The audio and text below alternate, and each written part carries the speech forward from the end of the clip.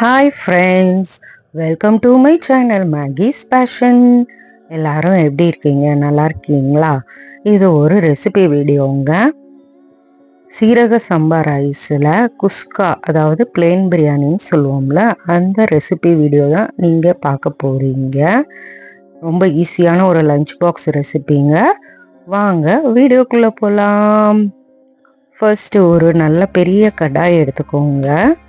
அந்த கடாயை எடுத்து காஞ்சதுக்கப்புறம் கொஞ்சம் சூடானதுக்கப்புறம் கொஞ்சமாக கடலெண்ணெய் விட்டுக்கணும். அதாவது ஒரு 4லேருந்து 5 டேபிள் ஸ்பூனு கடலெண்ணெய் ஊற்றிக்கணும். அதுக்கப்புறம் 2 டேபிள் ஸ்பூனு நெய் ஊற்றிக்கணும்.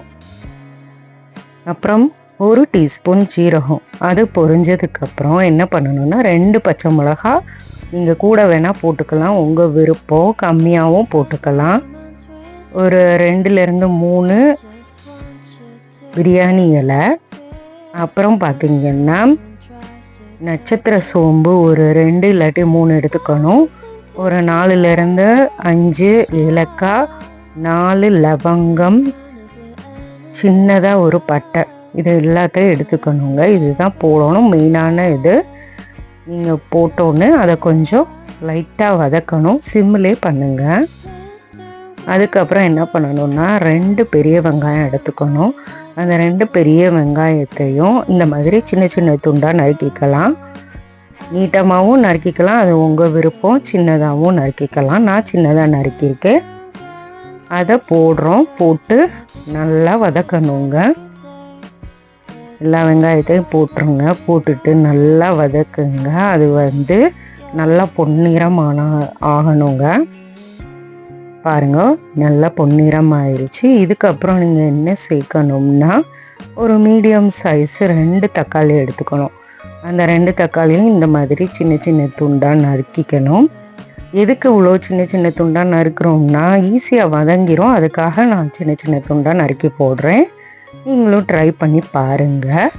அந்த தக்காளியை இதில் போட்டு அதையும் நல்லா வதக்கணுங்க. தக்காளியும் நல்லா வதங்கணும்.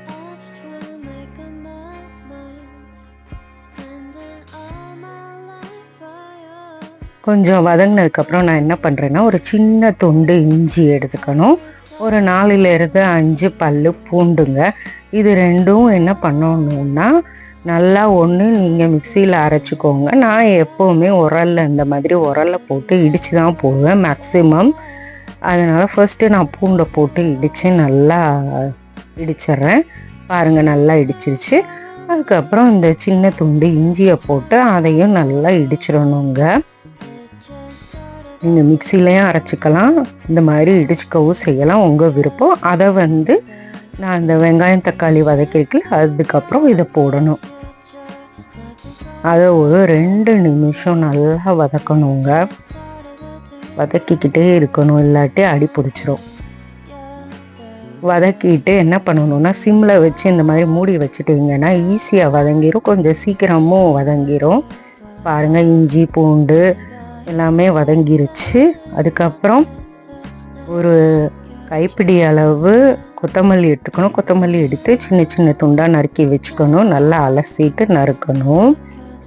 அதே மாதிரி ஒரு கைப்பிடி அளவு புதினா இலை, அதையும் நல்லா அலசி இந்த மாதிரி எடுத்து வச்சுக்கணுங்க.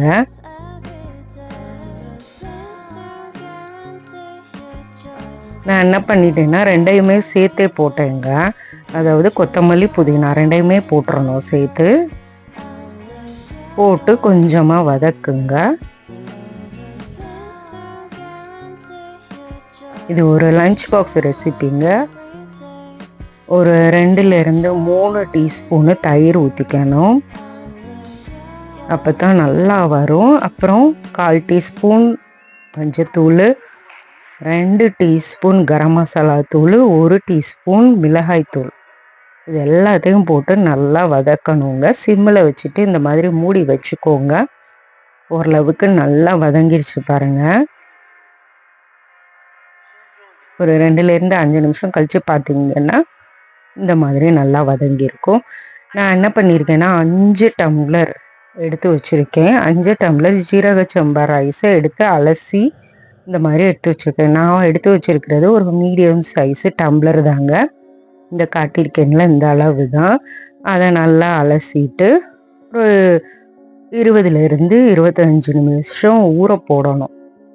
அந்த அரிசியை தான் அதுக்கப்புறம் நீங்கள் அந்த மசாலாவில் போடணுங்க. ஓரளவுக்கு நல்லாவே ஊறிடுச்சு அரிசி. அது எல்லாத்தையுமே நீங்கள் போட்டுறணும். ஒரு 5 டம்ளர் போட்டிருக்கேன்.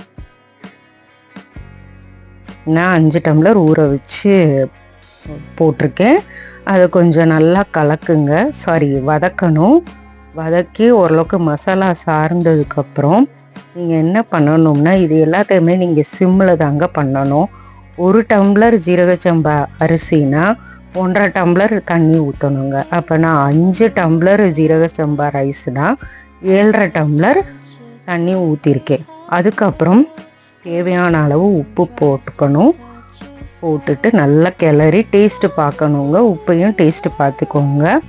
கிளறி மூடி இந்த மாதிரி மூடி வச்சிட்டிங்கன்னா கொதிச்சிடும். கொதிச்சதுக்கப்புறம் என்ன பண்ணணுன்னா, இந்த மாதிரி ஒரு தோசைக்கல் எடுத்து வச்சுக்கணுங்க. அது நல்லா சூடாகுதான்னு பார்த்துக்கோங்க. சூடாயிருச்சு. அதுக்கப்புறம் என்ன பண்ணணும்னா, இந்த அரிசி போட்டு மசாலா பிரியாணிக்கு ரெடி பண்ணி வச்சுருக்கோம்ல, அதை வைக்கணுங்க. ஒரு 10 நிமிஷம் கழித்து சிம்மில் நீங்கள் வச்சுருக்கணும். 10 நிமிஷம் கழித்து ஆஃப் பண்ணிடணுங்க.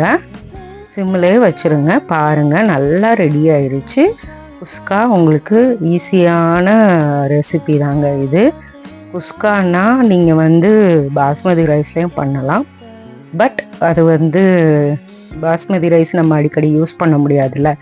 அதனால நீங்கள் இந்த மாதிரி ஜீரக சம்பா ரைஸில் யூஸ் பண்ணிக்கலாம். லஞ்ச் பாக்ஸ் ரெசிபிக்கு ரொம்ப நல்லதுங்க. நான் எப்போவுமே இதோட வெள்ளரிக்காய் தயிர் பச்சடி தான் எடுத்துக்கிடுவேன். நீங்கள் வெங்காய தயிர் பச்சடி கூட எடுத்து பண்ணிக்கலாம். ரொம்ப ஈஸியான வேலை தாங்க. 10 நிமிஷம் நீங்கள் அந்த தோசைக்கல்லை வச்சு ஆஃப் பண்ணிவிட்டு அதுக்கப்புறம் பார்த்தீங்கன்னா ரொம்ப நல்லா வந்திருக்கும் பிரியாணி, அதாவது குஸ்கா. செம்ம டேஸ்ட்டாக இருக்கும். ப்ளீஸ் ட்ரை பண்ணி பாருங்கள். ரொம்ப நல்லாயிருக்கும். நீங்கள் ட்ரை பண்ணி பார்த்துட்டு எனக்கு கமெண்ட்டில் சொல்லுங்கள் எப்படி இருந்துச்சுன்ட்டு. ஏன்னா நீங்கள் சொன்னீங்கன்னா இன்னமும் ஃப்யூச்சரில் நிறைய ரெசிபீஸ் நான் போடுவேங்க. இது ரொம்ப நல்லாயிருக்கும். நீங்கள் ட்ரை பண்ணி பார்த்துட்டு தயவு செஞ்சு சொல்லுங்கள். எங்கள் வீட்டில் எல்லாருக்குமே இந்த குஸ்கா ரொம்ப பிடிக்கும். நான் வெங்காய தயிர் பச்சடி எடுத்து சாப்பிட்டு போகிறேன். நீங்களும் ட்ரை பண்ணி சாப்பிடுங்க. எனக்கு தயவு செஞ்சு ப்ளீஸ் சப்ஸ்கிரைப் பண்ணுங்கள். என் சேனலுக்கு சப்போர்ட் பண்ணுங்கள். நான் உங்களை நெக்ஸ்ட் வீடியோவில் சந்திக்கிறேன். அது வரைக்கும் பாய். Have a good day.